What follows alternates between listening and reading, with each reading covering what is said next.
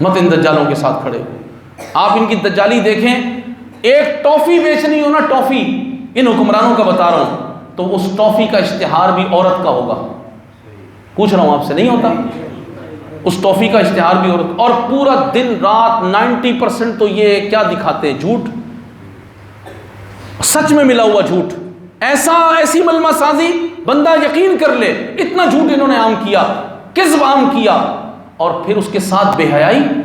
بے حیائی جس چینل پر نہ ہو وہ تو چینل ہی نہیں کہلاتا۔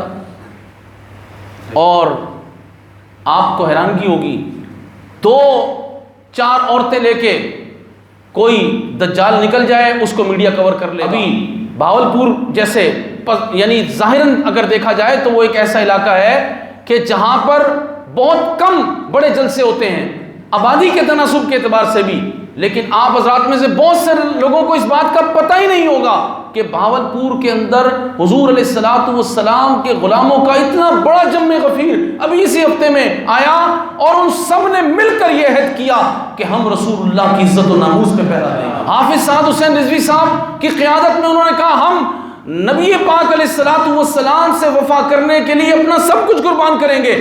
یہ عہد کبھی ٹی وی نہیں دکھائے گا، بڑے سے بڑا جلسہ تحریک لبیک یا رسول اللہ کر لے وہ نہیں دکھائیں گے، اور کنجریاں ناچیں تو ان کی کوریج پر کروڑوں روپیہ یہ لگا دیتے ہیں، کروڑوں روپیہ کنجریوں کے ناچ پر لگا دیں گے کہ اس کنجری کو دیکھو۔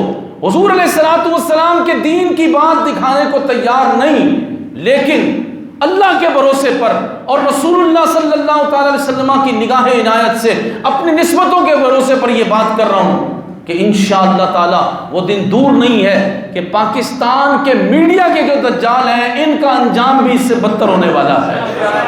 آپ دیکھیں گے، یہ بھی آپ کو بتا دوں، یہ جو صحافی جو انصاف کے چیمپئن بنے ہوتے ہیں، کہتے ہیں ہم سے زیادہ تو کوئی سچا ہی نہیں ہے، ان کی زندگیوں کے بارے میں تھوڑا کھنگال کے دیکھیں تو پتہ چلتا ہے یہ کتنی گھناؤنی زندگی اور کتنے گھناؤنے کردار کے مالک لوگ ہیں۔ یہ نہیں دکھاتے دین کو، ان کو ہم تنبیہ کر رہے ہیں کہ حضور علیہ الصلوۃ والسلام کے غلاموں کو دکھاؤ، ضرور دکھاؤ، ورنہ پھر تمہارا وہ حشر ہوگا کہ تمہیں کتے چاٹنے کے لیے تیار نہیں ہوں گے۔ کہتے ہیں صحافی پہ ظلم ہو گیا تو جناب پوری صحافت جو ہے وہ کھڑی ہو جاتی ہے، تو بتاؤ رسول اللہ کے غلاموں پہ ظلم ہو تو تم کیوں نہیں دکھاتے؟ وہ پاکستانی بھی ہیں، وہ حضور کے غلام بھی ہیں، مسلمان بھی ہیں، ان میں علماء بھی ہیں، ان میں حضور علیہ الصلوۃ والسلام کے غلام ہیں، تم کیوں نہیں دکھاتے؟ یاد رکھو وقت سدا ایک جیسا نہیں رہتا۔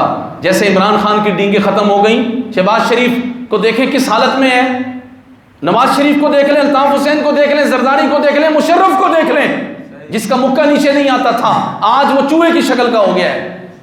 کوئی پہچاننے کو تیار نہیں ہوگا مشرف کو پہلی نظر میں دیکھے، جو گھڑکے مارتا تھا، جس نے پاکستان کے اندر 150 چینل کھول کر پوری امت کو ایک ساتھ بے حیائی میں لگایا، آج اس کا انجام۔ یہ تو ہم پہلے کہتے رہے پاکستان وہ مقدس سرزمین ہے جس نے اس کی مٹی سے غداری کی، اللہ تبارک و تعالیٰ اس کو بہت برے انجام تک پہنچاتا ہے۔ یہ تو پاکستان کی بات ہے، جو اسلام سے غداری کرے گا اس کا حال اللہ تعالیٰ کیا کرے گا۔